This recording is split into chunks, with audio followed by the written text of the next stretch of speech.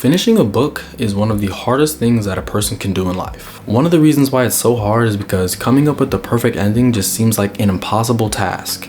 Now, put yourself in my shoes and imagine trying to come up with the perfect ending for an epic 5-book urban fantasy series. Yeah, it's not that easy. Since 2017, I've been working on a 5-book fantasy series that I call the Eldenarian Artifacts.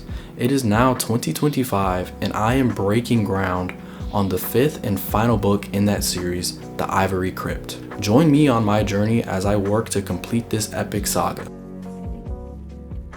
Hey, what's up guys? It's LDJ Writes here and welcome back to my channel. If you're new here, I'm a fantasy and science fiction writer who has been working on a large-scale world building project that I call the Eternal Keyverse. For the first 2 months of 2025, I'm going to be breaking ground on my new work in progress, The Ivory Crypt, which, as I stated before, is the 5th and final book in my fantasy series, the Eldenarian Artifacts.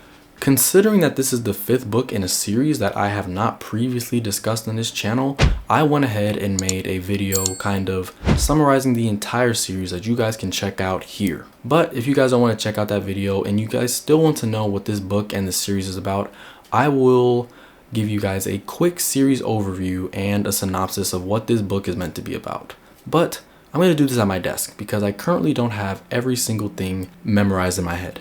So yeah, I'll see you guys in a bit. Now, I'm going to give you guys a quick series overview of the Eldenarian Artifacts. The Eldenarian Artifacts is an epic 5-book fantasy saga comparable to stories like Harry Potter, Avengers Infinity War, and The Magicians by Lev Grossman. It centers around the hunt for 7 magical artifacts, each one belonging to a certain group of magicians, or Magi as their proper name is, who live in secret societies throughout Earth. The series follows Michaela Moreau, a light weaver who is destined to save the planet, and Sebastian Todorov, who is the son of the series' antagonist, the Black Lotus, who is destined to lead the magicians into battle against the great darkness looming over the world.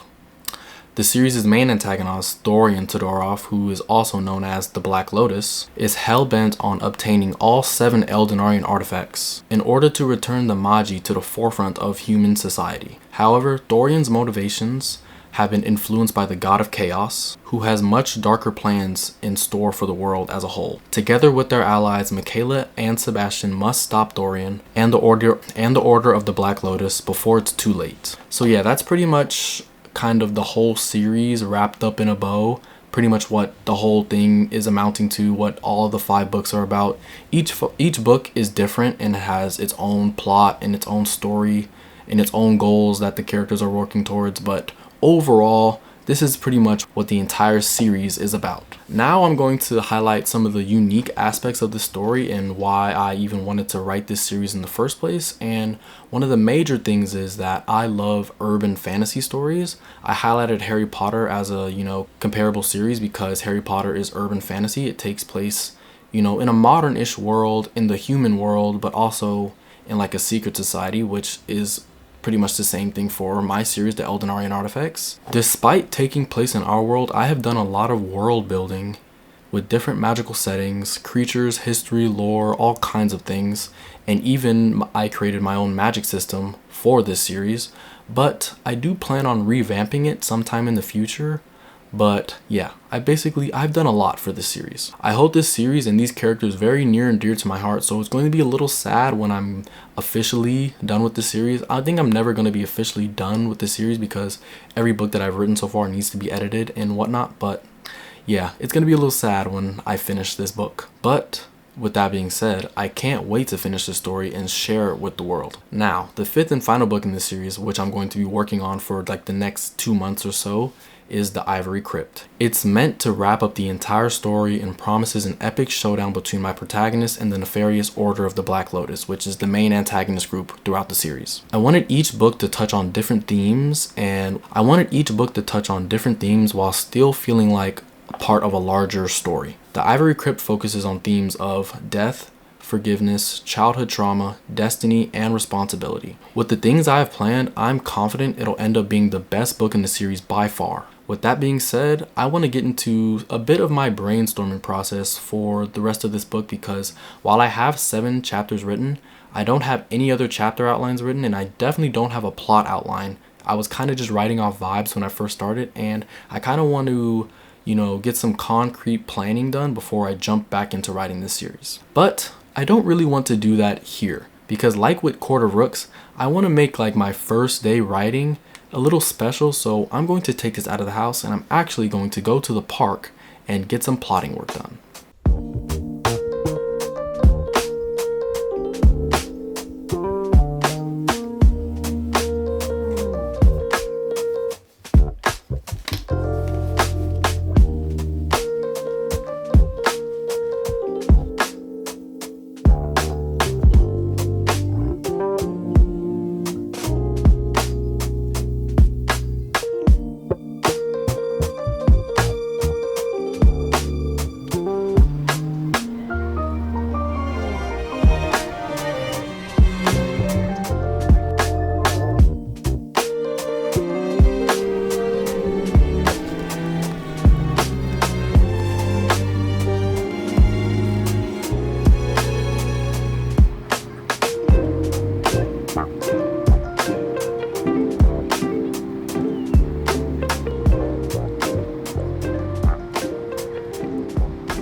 So I made it to the park, and the reason why I wanted to come here is because I wanted to start the whole plotting process for the Ivory Crypt. So I've been working on this book actually since 2022, and back when I started writing those first couple of chapters, I made like a whole document in my Google Docs folder actually, where I typed up every single plot point or just every important scene that I wanted to happen across both point of views, because both Michaela and Sebastian have point of views in this story.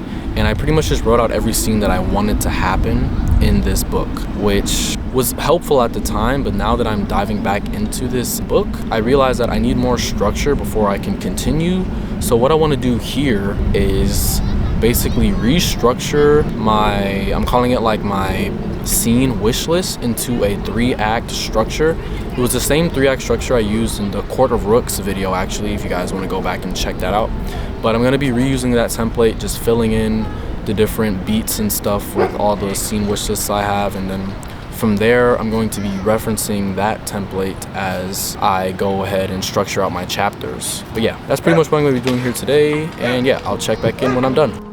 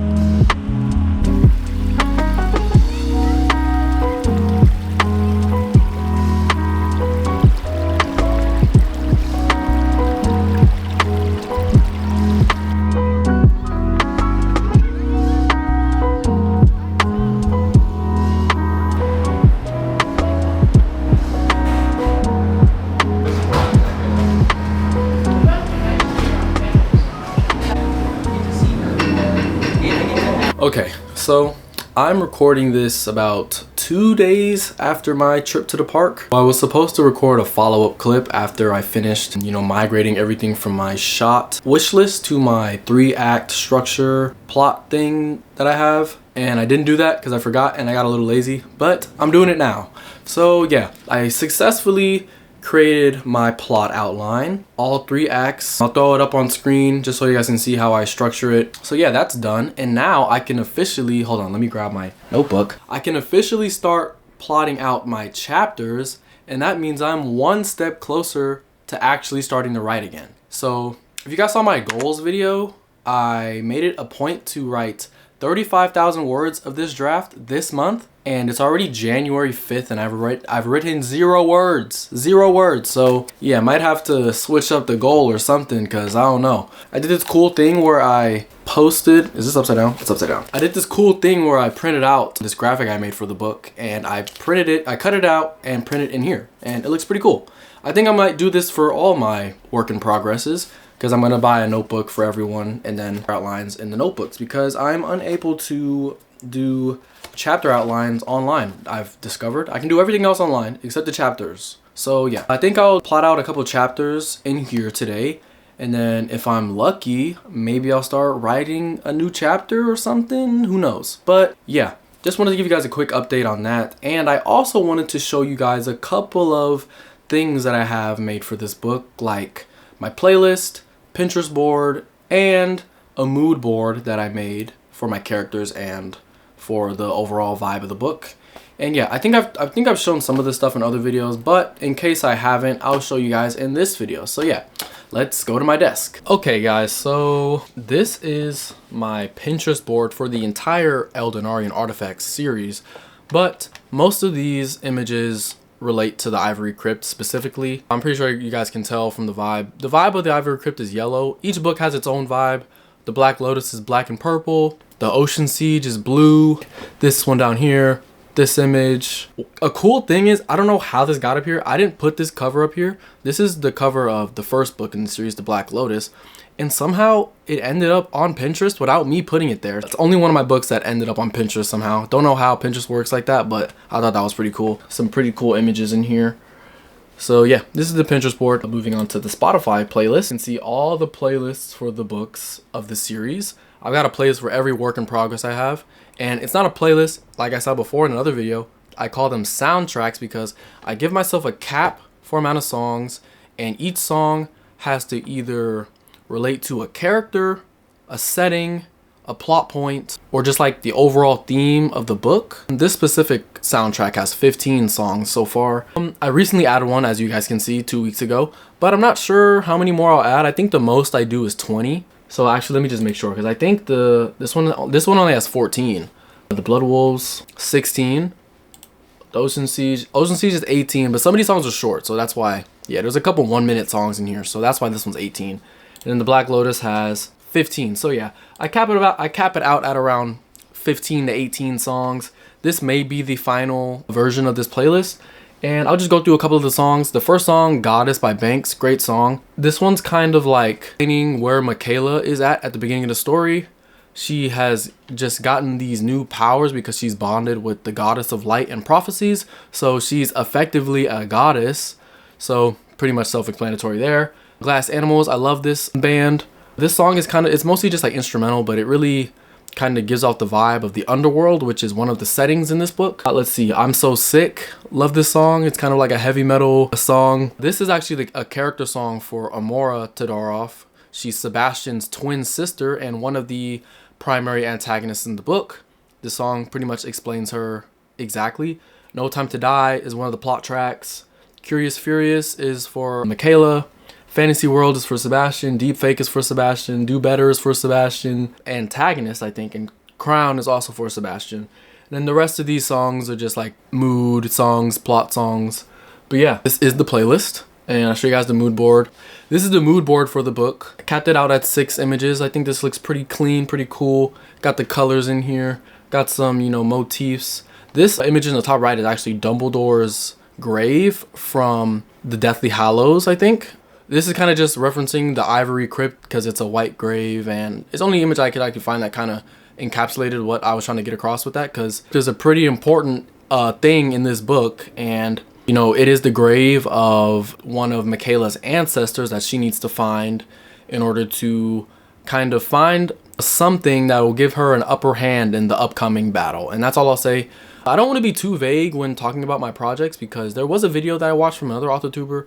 Can't remember her name at the moment. I'll throw her video up on the screen, but like, she did unpopular opinions about authortube video, and one of her unpopular opinions was that she didn't like when authortubers were too vague about their projects. And I was like, you know, I agree with that. So I do want to talk about my projects more in depth and more like specifically, but I don't want to give away too much just because the story is always changing, and I don't want to like spoil things in case people do end up reading these books in the future. But yeah, I want to give you guys as much detail as possible without spoiling the story. So yeah, the Ivory Crypt, one of the big motifs in this book. There's just a lot of themes about like immortality and power, whether or not certain people should have it, or whether or not you should hold on to it, even if you do think you're doing the right thing with said power. And yeah, I think that I'm gonna have a lot of fun working with those ideas and, you know, handling the specific character arcs that pertain to those ideas.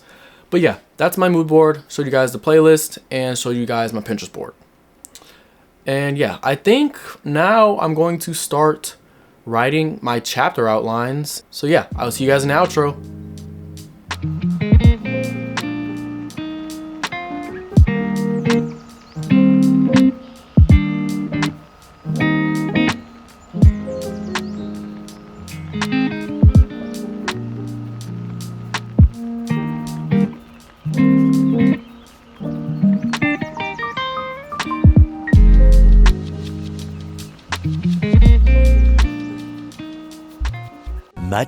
Much later. Okay, so it is actually quite a while since I last recorded the last clip in this vlog. Actually, I kind of forgot to record an outro after I planned out the first couple of chapters in the Ivory Crypt. Bit of a spoiler, I am on chapter 15 now. I'm about 46,000 words deep into this draft, which is crazy. The words are kind of just flying out of my hands at this point. I don't really know what's going on. But yeah, really loving how the story's coming across. I've already come up with a couple of twists and new characters and all kinds of things already. I'll probably talk about that in the next vlog, which I will get to recording very soon, because I want to kind of get a couple of these out before I finish the manuscript, because at the pace that I'm writing at now, I think I'll be done a lot quicker than I anticipated, which is a great start to 2025, because last year writing kind of was a little slow for me. So if I'm writing at this pace, I can probably get a couple of projects done this year. I hope you guys enjoyed watching. If you did, make sure to leave a like, comment, and subscribe. And also, I want you guys to let me know if you guys also make playlists and mood boards and like character graphics for your work in progresses, because I shared a couple of those things in this video, and I was wondering, what do you guys do to help, you know, get you guys in the mood and inspire you to start working on your projects? It's always nice seeing other people's creative processes. But yeah, that'll be the end of this vlog. I hope you guys enjoyed. I've been LDJ Writes, and I'll see you guys in the next one. Peace.